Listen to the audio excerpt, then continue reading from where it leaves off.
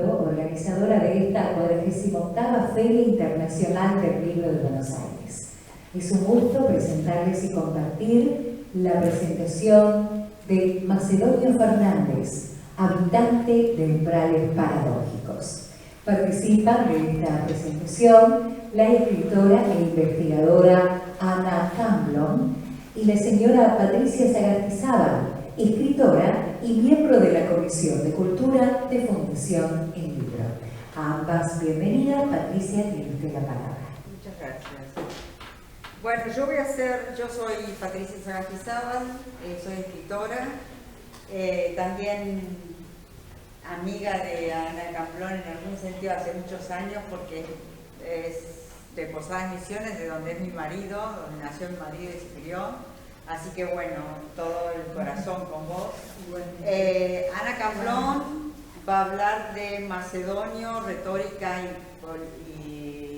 política de los discursos paradójicos.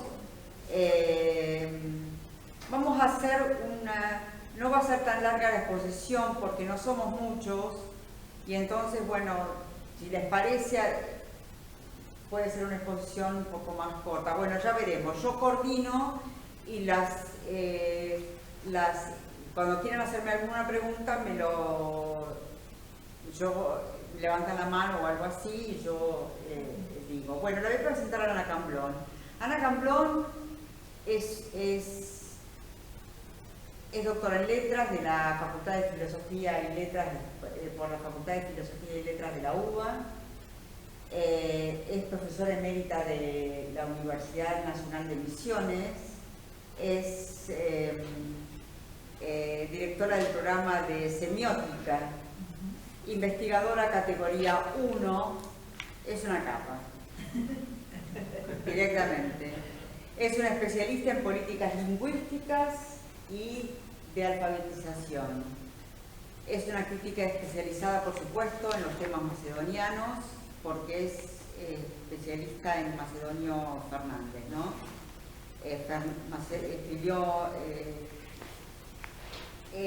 Recibió, no digo todo lo que es titular de las...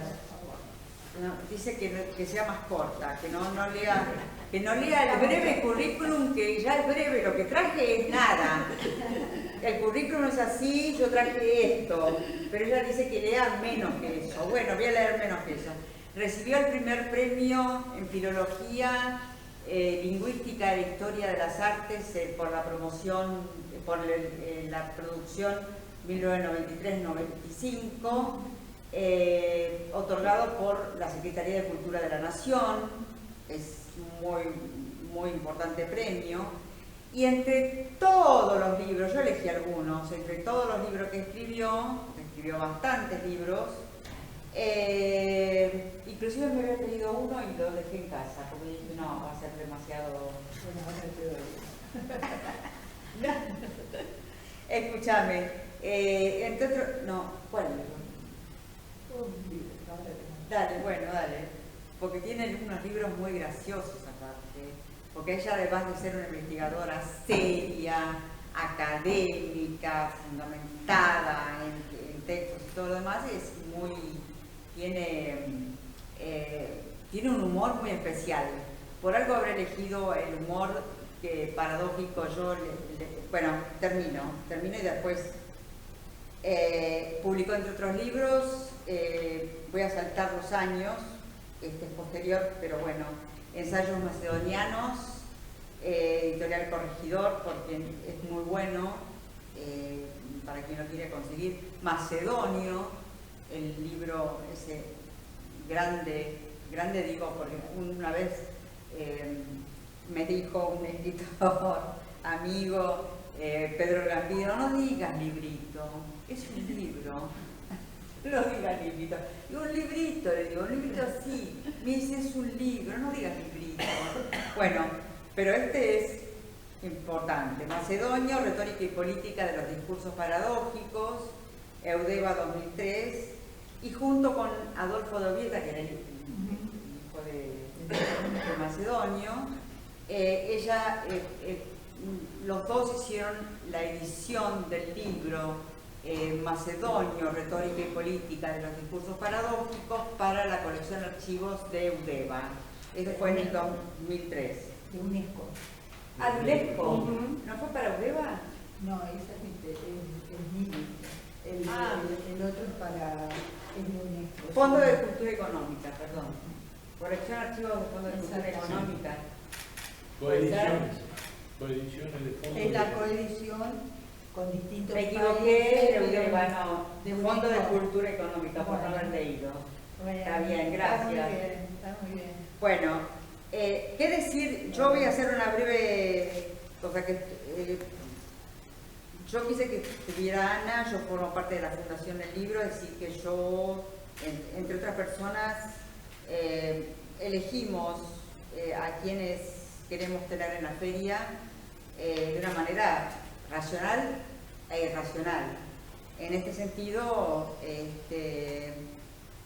no fue de una manera irracional, fue de una manera racional, porque sentí que, bueno, la doctora Ana Camblón nos podía aportar muchísimo sobre el macedonio y sobre lo que sabe y sobre las anécdotas, porque además tiene un montón de información, ¿no? Entonces, una de las cosas que había leído una revista BP, donde vos escribiste, y sobre este personaje, Macedonio, y ya corto. Macedonio, un tipo muy especial, paradójico, delirante, leer el libro de él, bueno, que quiso crear en la selva paraguaya una comunidad anarquista. Por supuesto le fue mal, por las inclemencias del tiempo y todo lo demás, pero bueno, se quedó enamorado. Bueno, y esa anécdota. Ah, muy bien, Sí. porque me encanta.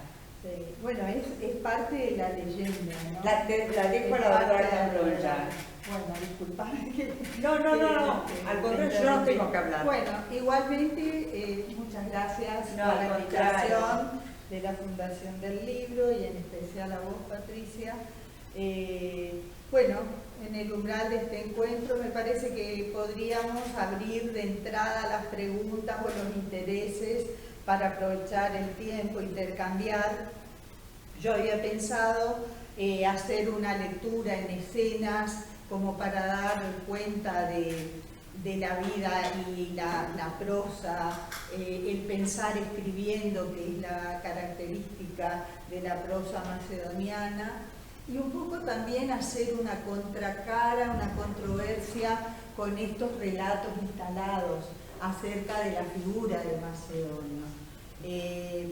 En primer lugar, también me parece que tengo que explicar que el título tiene que ver con colocar la vida de Macedonio y toda su obra en un umbral, como una categoría en la que no se está ni adentro ni afuera, y donde siempre emergen crisis y los signos entran en rotación. El umbral, en un sentido amplio y metafórico, genera rituales de incomodidad o de hostilidad o de cuidado frente a lo que está afuera y a su vez a entrar. Se supone entonces que el umbral es un tiempo efímero de pasaje, de tránsito, pero lo encontramos a Macedonio y otros pensadores de la filosofía occidental instalados, habitando el umbral. O sea que no es un lugar de habitación, pero para ellos es una estancia, un estar pensando en ese lugar de controversia, de miedos y de vacilaciones, y esa es una característica no solo de su biografía o de su vida, sino también de su modo de encarar el pensamiento. Entonces, quisiera también mencionar quienes me precedieron, quienes trabajaron, sobre todo en homenaje a Adolfo de Ovieta, con un gran amigo con el que trabajé más de 20 años en el archivo de Macedonio, y ordenando y descalificando documentos que estaban totalmente soterrados.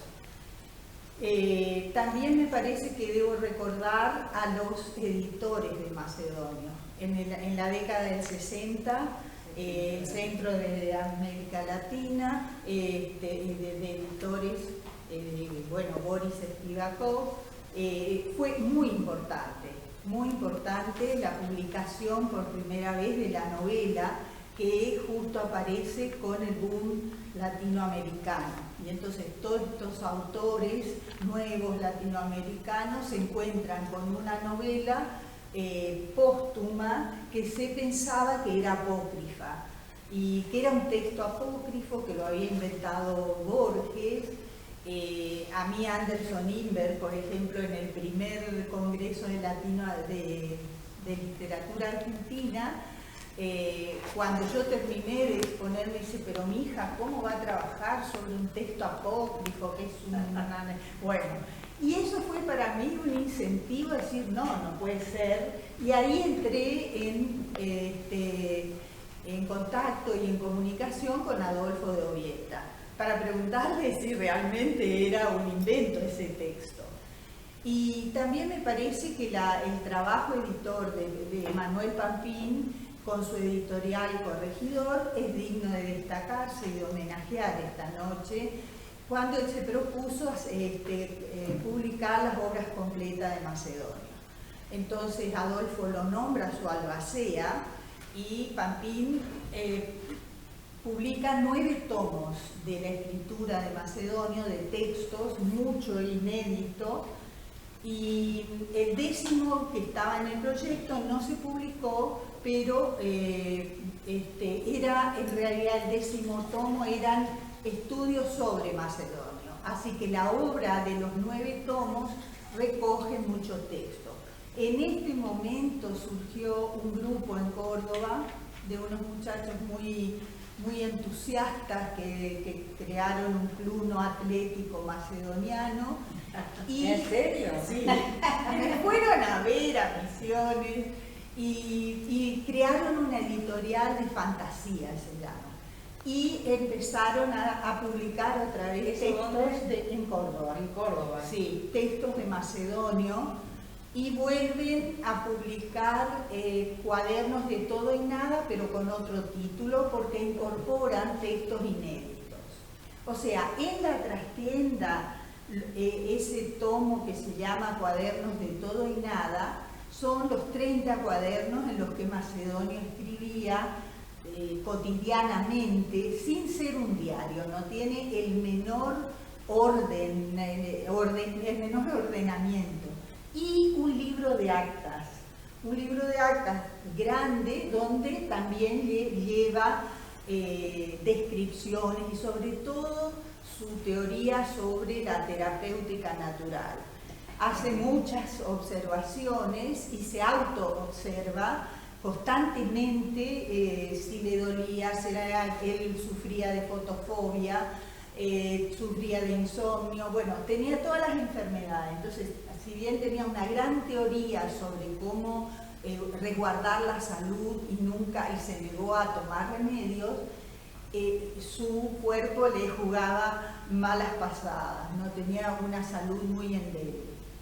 Y también me parece que tengo que recordar con mucha gratitud a los maestros, a mis maestros como es Anita Barrenechea, que fue la primera que escribió un artículo académico sobre Macedonio, tomándose en serio el humor, haciendo una descripción de sus estrategias lógicas y sus recursos para el humor conceptual. En la década del 60 creo que Noé Gittrich fue un crítico que insistió en que se estudie la escritura de Macedonio, puesto que la leyenda sostiene que era un maestro oral, que fue un gran ingenio oral, y eso circuló siempre. Pero cuando yo vi y trabajé tanto en el archivo, me doy cuenta que Macedonio, durante esos 30 años que tuvo esa vida nómade y que iba de un lado a otro, siempre resguardó sus manuscritos. O sea, no es cierto que Macedonio perdía y que encontraron en la lata de galletita el poema Bella Muerte. En realidad sus poemas a sus grandes amores están totalmente resguardados. Estaban, ahora se vendió todo el archivo. Tenemos que, debo homenajear con mucha gratitud a Josefina Ludner, que era la adjunta de Noé Gittrich en la década del 70 y que incluyó en su programa Poesía de Macedonia. O sea que todas esas influencias están en mis proto-trabajos. También me parece que no puedo dejar de mencionar a los miembros que se fueron de la logia macedoniana. En primer lugar, a Germán García, que fue un gran agitador cultural, un gran creador de revistas, y que fue el que registró el testimonio de los últimos de las últimas personas que conocieron directamente a Macedonia. Entonces, el libro de Germán García, que se llama Hablan de Macedonio, es muy importante. Y también, por supuesto, a mi gran amigo Horacio González, con el que siempre tuvimos mucho diálogo sobre los trabajos. Horacio escribió bastante sobre Macedonio, pero su último libro, El filósofo cesante, da esa idea de que yo lo pongo en el umbral y que es ese pensamiento fragmentario, ramalazos, discontinuo, y lo notable es que con esa discontinuidad transgresora él crea una continuidad, que es el título de uno de sus libros, que es La continuidad de la nada. Entonces, los sesgos nihilistas de Macedonio que se dan en esas rupturas, sin embargo, sus rupturas jamás son agresivas, todo lo contrario. En todo lo que escribe se percibe su cortesía patricia, digamos, ¿no? O sea, eso me parece que es algo que tenemos que tener en cuenta. Su inscripción de clase, su marca, su modalidad es netamente del patriciado porteño, ¿no? Entonces, yo como si fuera esas bicicletas que se prenden de un camión, bueno, voy atrás de todo ese camión que al principio no había tanto escrito sobre Macedonio, pero ahora ya hay una masa crítica bastante significativa, hay tesis doctorales, hay libros, en distintos lugares que rescatan. No obstante, es un autor poco leído, digamos, ¿no? Y quizá porque su prosa es dificultosa. Y él se centra en eso. Cuando incomodo a mi lector, estoy logrando lo que yo quiero, ¿no?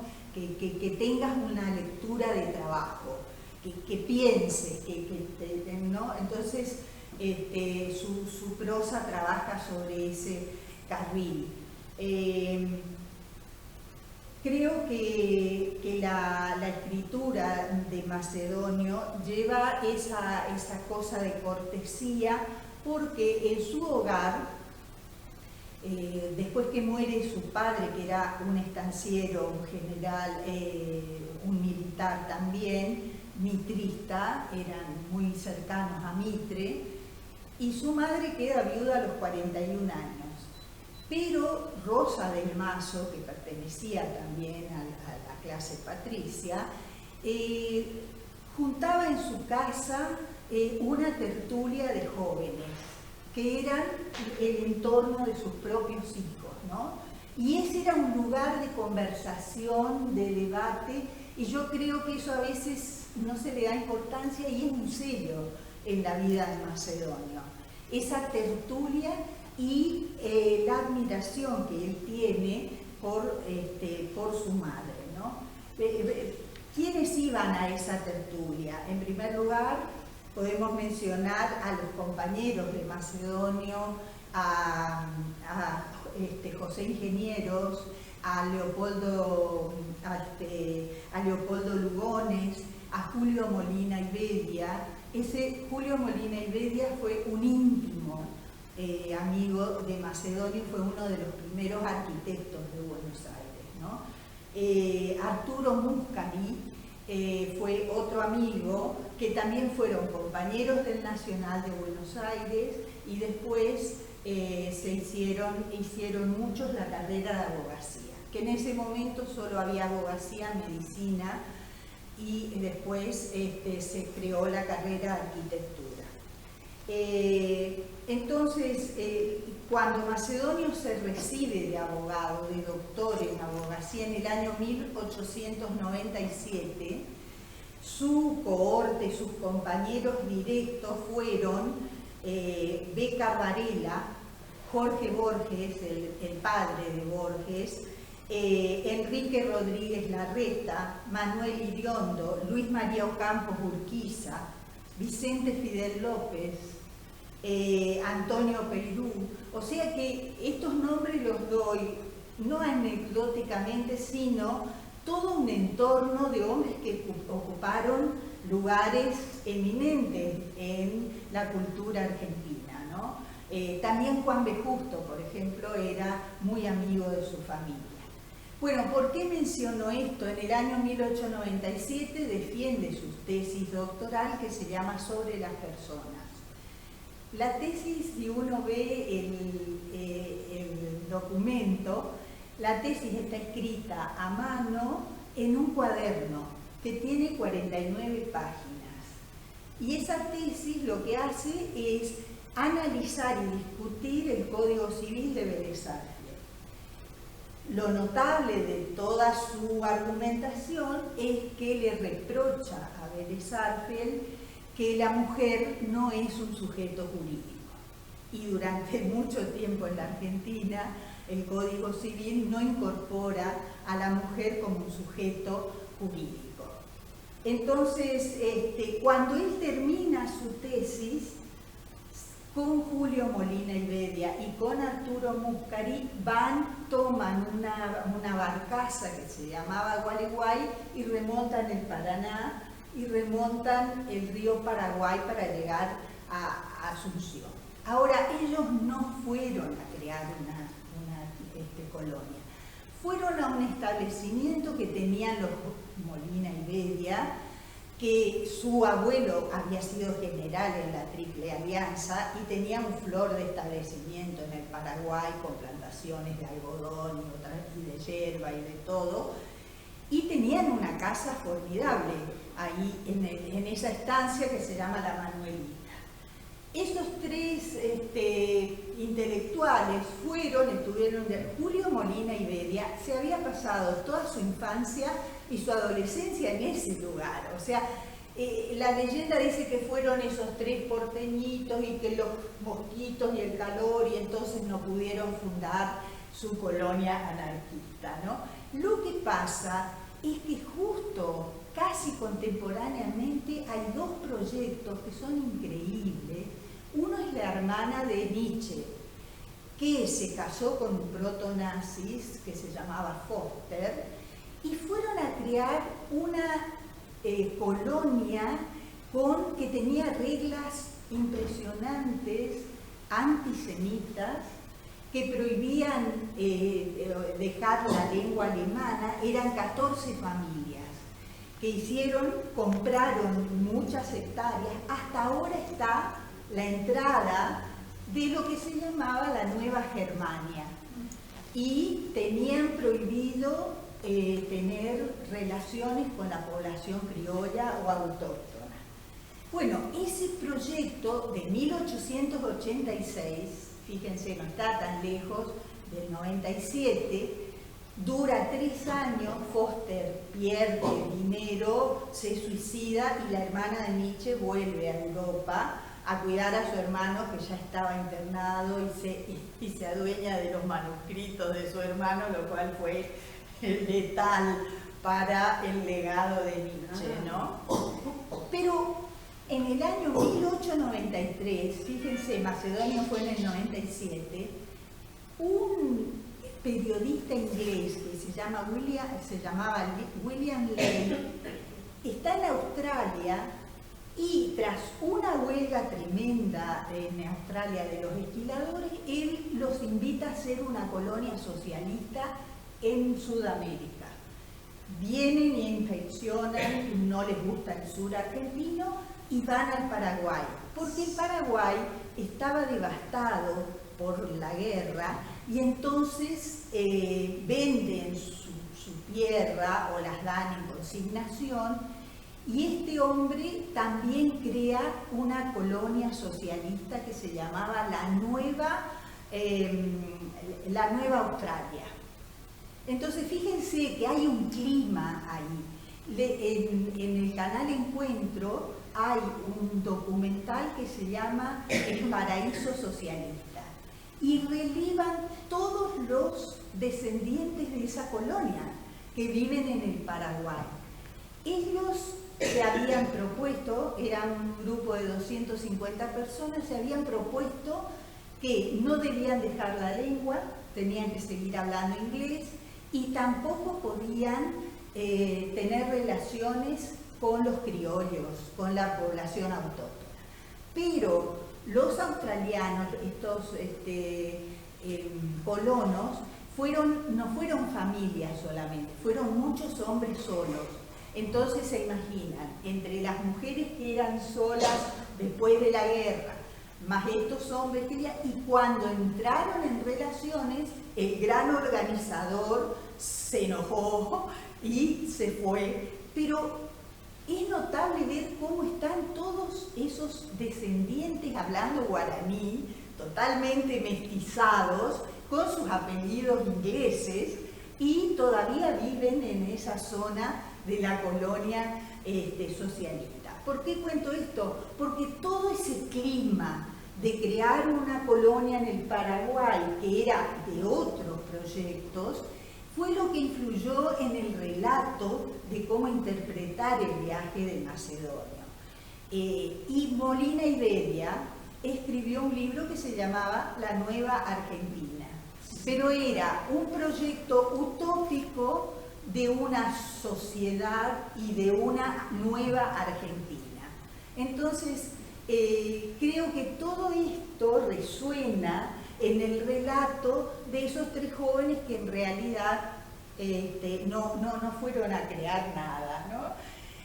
Ahora, ¿qué tenemos ahí también? Para Macedonio, ese paisaje queda grabado como un paisaje del misterio de la selva, el misterio del río, con toda su inscripción dentro de yo diría, del linaje de la filosofía de Heráclito, ¿no? Y entonces yo le llamo el paisaje del pensar, al paisaje selvático junto al río, y eso aparece en distintos textos de Macedonio. Lo curioso es que él se casa en el año 1901, tiene 4 hijos y en el 1908 acepta una fiscalía federal en Posadas. Entonces va a Posadas, que era un viaje, imagínense ustedes lo que era en aquel tiempo, tremendo, en barco, y se llegaba, Posadas era una aldea, era territorio nacional. En esa estadía de Macedonio en Posadas es muy importante porque sucede, en el libro de actas que yo les digo, ahí él escribe así como en un pedacito del libro, un poema que se titula Siesta, y dice: allí donde solitario el árbol su copa inclina y abismado en un hosco pensamiento, ve en torno de él levantarse de la siesta, con mayúscula, la visión deslumbradora, lejos los trémulos ámbitos, la siesta omnipresente gravita, donde el tiempo fulminado se detiene. Y esa metáfora es para Macedonio el punto culminante para comprender el cosmos. Entonces, muchos años después, en la década del 40, escribe un poema que tiene 2 o 3 páginas. Por supuesto, Macedonio abomina la rima, las estrofas, entonces es un poema en prosa y se llama Trabajos de estética, de estudios de la estética de la siesta. Y en ese poema muy largo, donde lo primero que hace es dirigirse al lector y decirle: lector, lectura deberá ser. Sentirás lo difícilmente que la voy tendiendo ante ti. Trabajo de formularla, lectura de trabajo. Leerás más como un lento venir viniendo que como una llegada.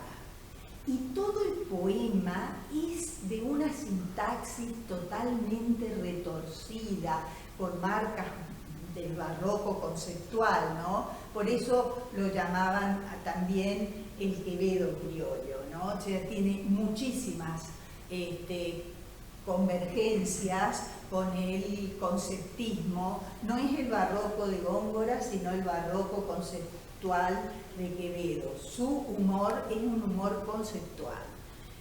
Entonces, ¿qué les puedo decir de la metáfora de la siesta? Porque en la siesta todo se detiene y el deslumbramiento crea oscuridad. Entonces ahí ven la cosa retorcida, paradójica, barroca.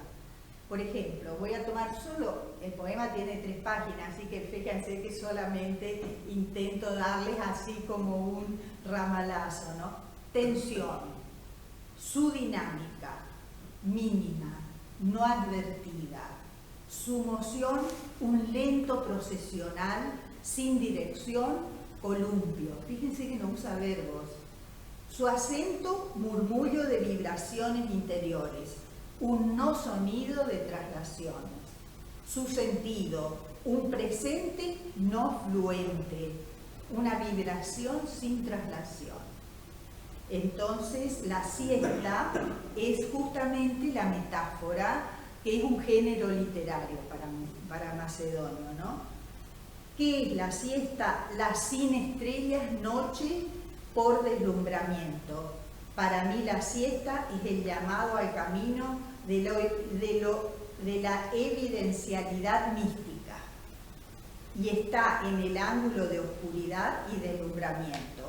Lo oscuro por reverberación es la claridad del darse por supresión de la figura y del rumbo que se nos antoja imposible. El mundo de la siesta no marcha. A la noche las estrellas le ponen direcciones múltiples. Por ello la inteligencia prospera en la siesta y no en la noche. Entonces, su concepción entra en colisión con toda la leyenda, yo diría el imaginario del trabajo intelectual nocturno, ¿no?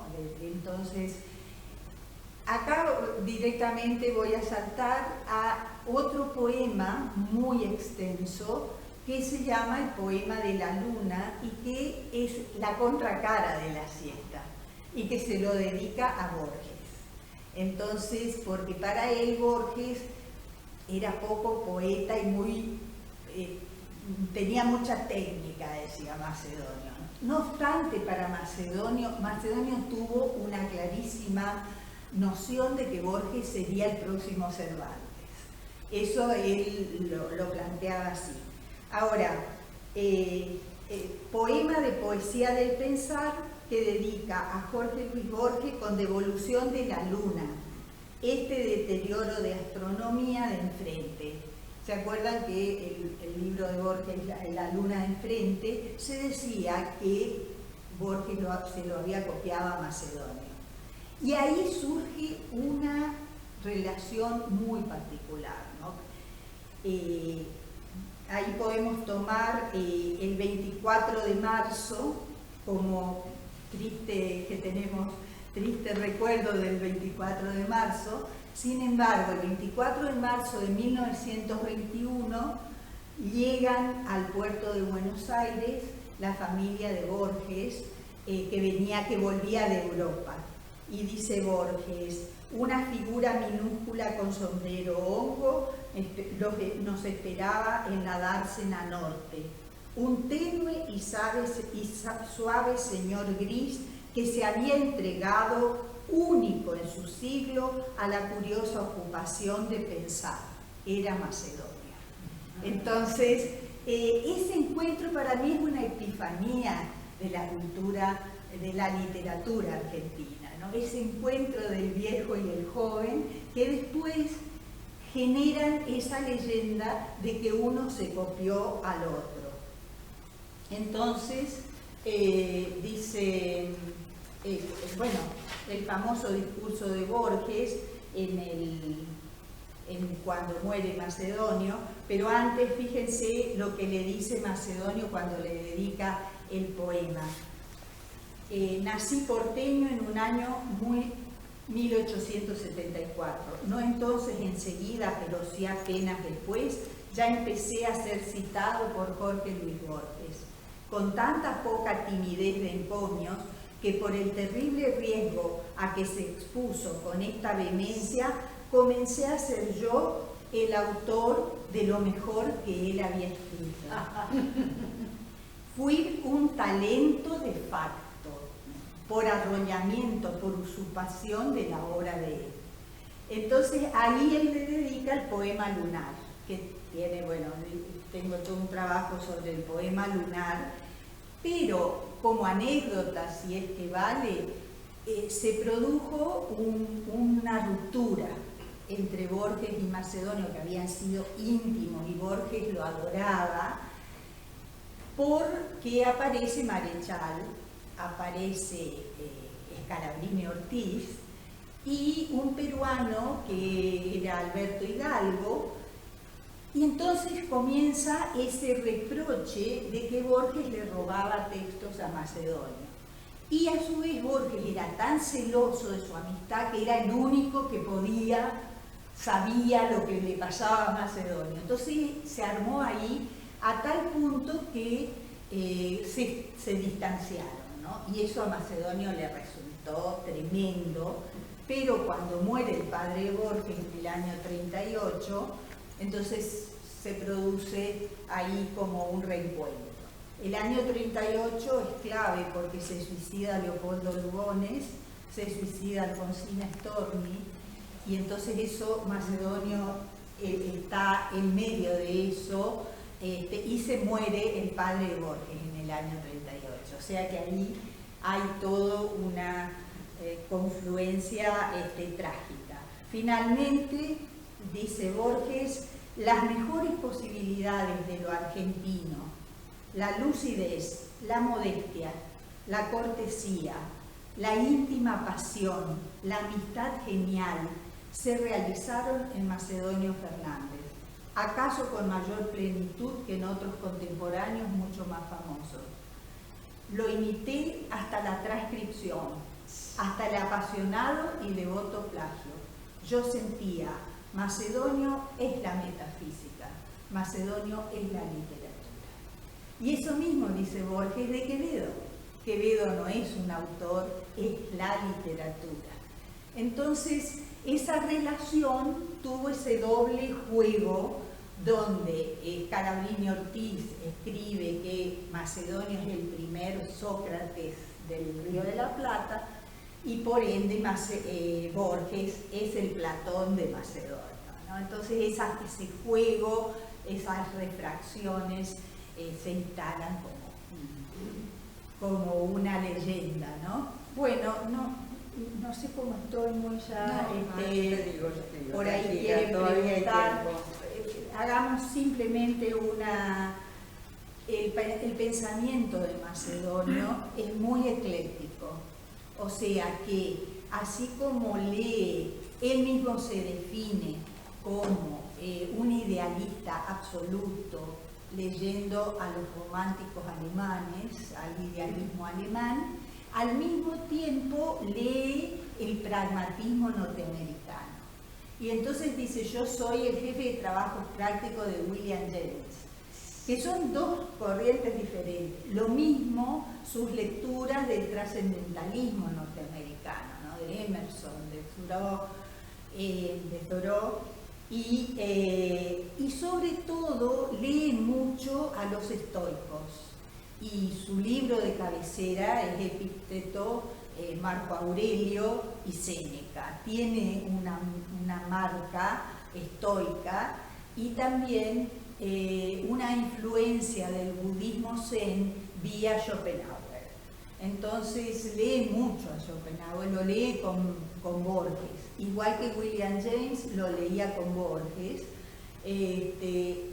Así que lo que vemos es como un potaje siniestro, sí. Ahí una gran fusión de varios una gran fusión de pensamiento y su libertad para leer, y eso Borges le copia, ¿no? O sea, nosotros en el Finis Mundi podemos leer como se nos da la gana y podemos mezclar como exactamente. Entonces, claro, la filosofía académica no puede soportar esa mezcolanza, además su pensamiento es así fragmentario, difuso, como él mismo dice, a ramalazo. Yo pienso como en chispazo, y siempre dice, amé a las personas que amé, las amo de a momentos, de a ratos, ¿no?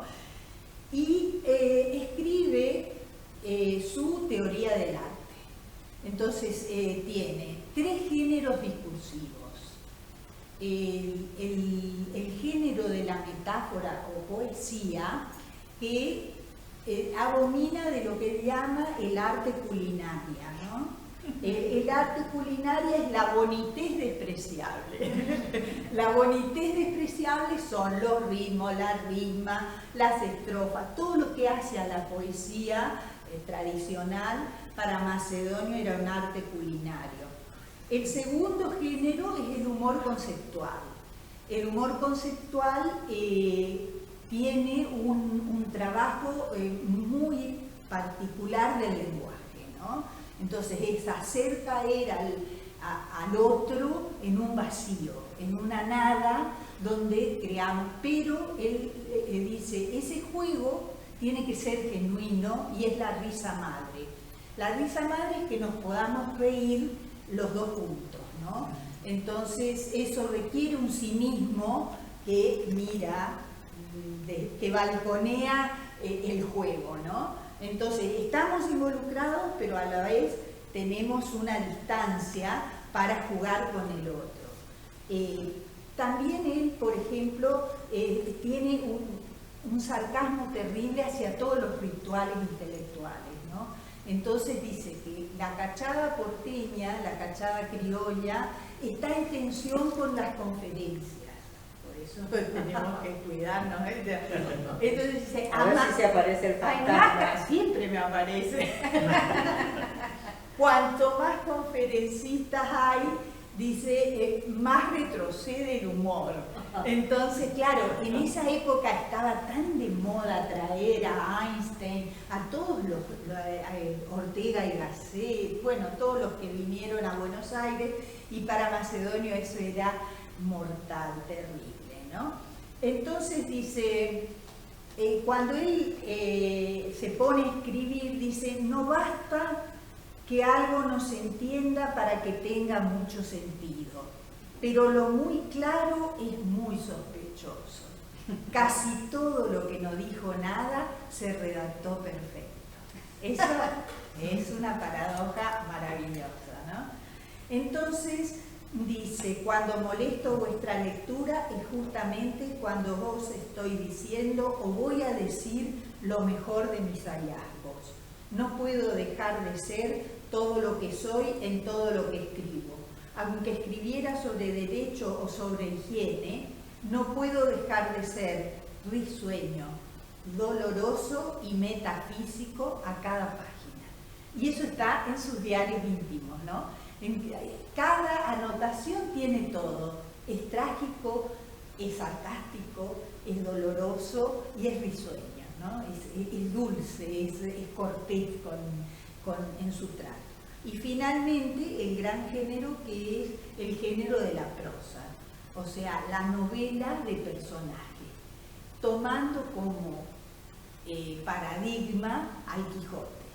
O sea, él dice, los personajes no tienen que tener hondura psicológica.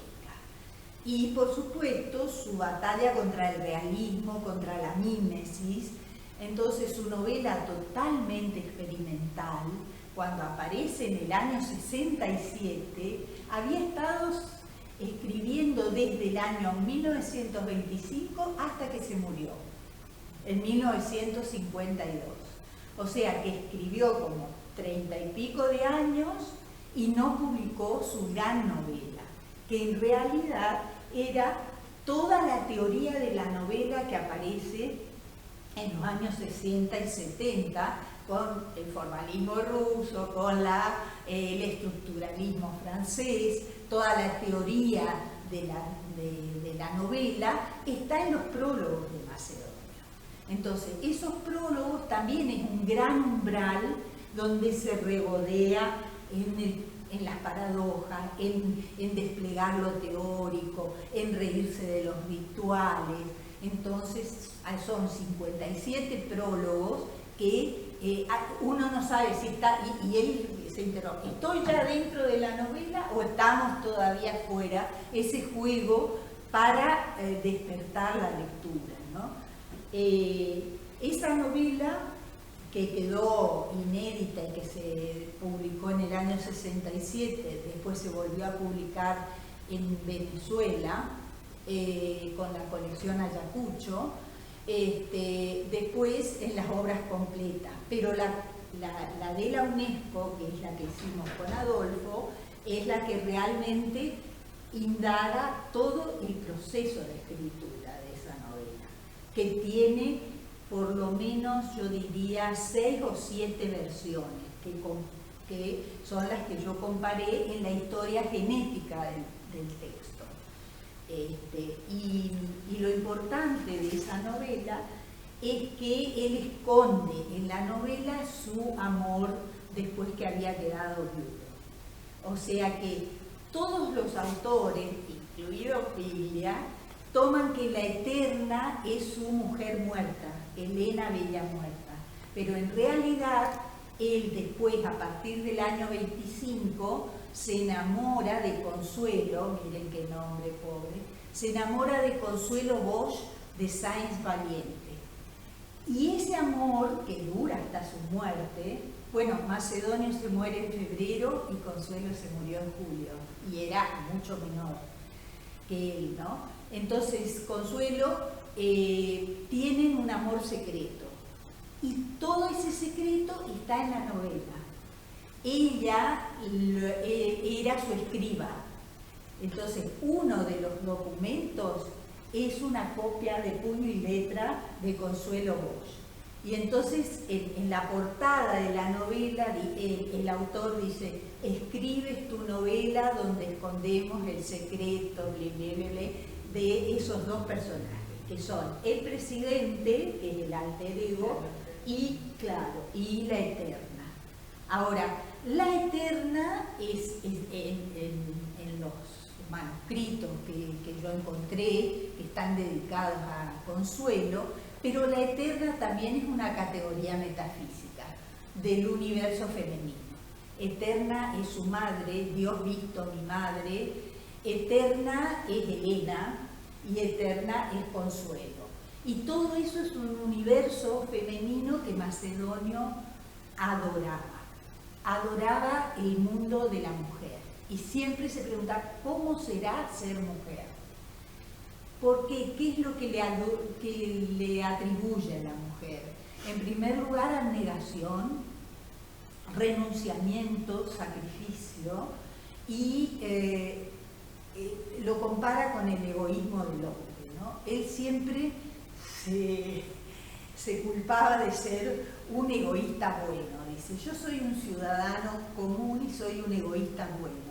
Entonces, toda su relación con el universo femenino es fundamental, porque cuando él iba de una pensión en otra, conocía a esas chicas que venían del interior, que trabajaban en las casas o que trabajaban en los comercios, y para él era un mundo a descubrir, porque venía de esa clase patricia, donde las mujeres tenían otra educación, y le encantaba escuchar las historias de esas mujeres que trabajaban, que eran madres solteras.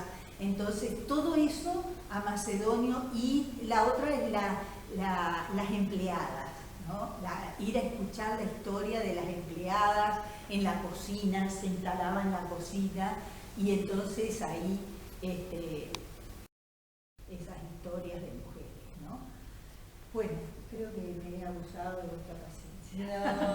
No, para nada. De Macedonio Fernández que no conocíamos. ¿Alguien le quiere hacer alguna pregunta? No, cuando mencionó la tesis, su tesis doctoral como abogado, Sí. que le hacía un reproche a Vélez Sarsfield, Sí. decía, bueno, dentro del derecho va a hacerle como cosquillas a Vélez Sarsfield. Era medio... Y después lo relacioné cuando él tuvo ese breve periodo que actuó como fiscal en el norte, sí. Que le tocó actuar en un crimen familiar, intrafamiliar, donde el padre mata a sus hijas y hace un dictamen exculpatorio, fiscal en definitiva. Sí, sí. Y hace un análisis comprensivo que yo creo que la criminología, no sé, supongo que Zaffaroni lo debe conocer, pero digo, era muy especial el dictamen fiscal que hizo, exculpando al... Exactamente, bueno, era un mensú, y resulta que el juez era un corrupto, y entonces Macedonio se niega a hacer la acusación también, cosa que en realidad hacía siempre. Yo tengo algunos expedientes firmados por Macedonio que los sacamos del archivo del juzgado federal. Tengo 6 expedientes con la firma. Entonces él nunca hacía acusaciones. Él siempre escribía, bueno, siga su curso, no sé, ponía cosas que no se entendían mucho. Y este juez, que había hecho una trapisonda, entonces Macedonio renuncia, se vuelve porque no quiso entrar. Pero Juan B. Justo y Mario Bravo le piden el juicio político al juez. Y Macedonio no quiso saber nada. Le horrorizaba todo eso, nunca reclamó sus aportes ni nada. Y entonces la experiencia de Misiones quedó cerrada por ese episodio del mensú, que él se negó a acusarlo. O sea, tenía otros componentes del juicio también, ¿no? Porque, bueno, los patrones y el juez también cobrando su parte, entonces a él le resultó imposible soportar y se vino a Buenos Aires. Pero estuvo 5 años en Misiones. Sí. Ahí en Misiones tenemos un manuscrito de una página que no parece de Macedonio, escrito con una letra maravillosa, y le puso de título Episodio. Una siesta, caminando por la orilla del Paraná, se le aparece el padre, que hacía 20 años había muerto. Una cosa medio shakespeariana. Y el padre le pide que cuide a su madre. Entonces él relata todo eso y ahí fíjense cómo la siesta vuelve a ser un imaginario, un fantasma que alimenta su imaginación, ¿no? Y ese manuscrito es realmente llamativo, la prolijidad y la minuciosidad con que relata el episodio de la aparición del padre. Sí.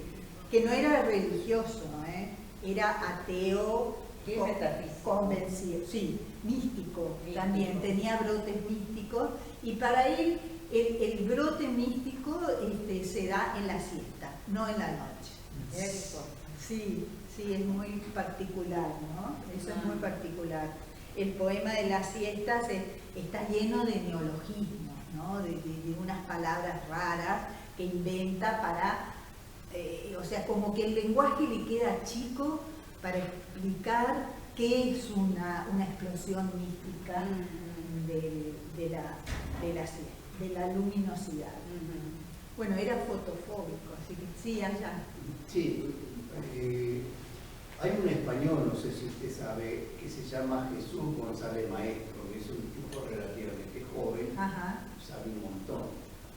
Él dice que si los alemanes hubiesen leído a Cervantes, inclusive Quevedo lo ve como que se anticipa a un montón de cuestiones. Yo la verdad no conozco Quevedo, no sé, alguna vez sé que escribió, pero no sé nada, pero en concreto, lo que le quiero preguntar es, lo conoce, él dice que si los alemanes hubiesen leído a Quijote, no se hubiese producido ni la Primera ni la Segunda Guerra Mundial.